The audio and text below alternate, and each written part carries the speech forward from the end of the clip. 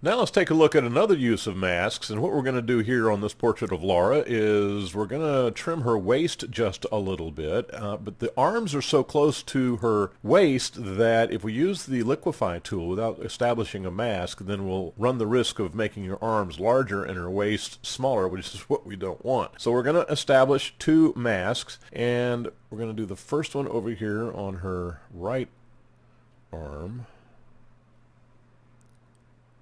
I'm going to try as best as possible to get that line as close to the arm and away from the waist. Now we're going to establish a second mask on the same image. You hold down the shift key when you draw the selection in order to make two selections in the same image.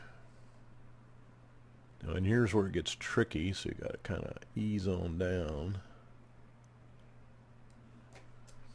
Okay, now I'm going to come up to select inverse, come up to filter, liquify, and you can see that the masks have been established here, and I've established my liquify tool here, and all we're going to do, keep in mind folks, less is more. Just a little bit here, just a little bit there, a little bit here. Now notice that her waist is changing, but her arm is protected by the mask. And that's it. Less is more. Doing this kind of stuff, you got to be careful. Okay. You don't want to do too much. You don't want her to look like a magazine cover or a Barbie doll.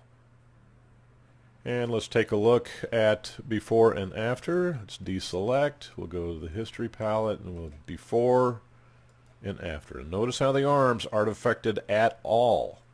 Okay, before and after. And there you have yet a third use of masks in Photoshop CS6.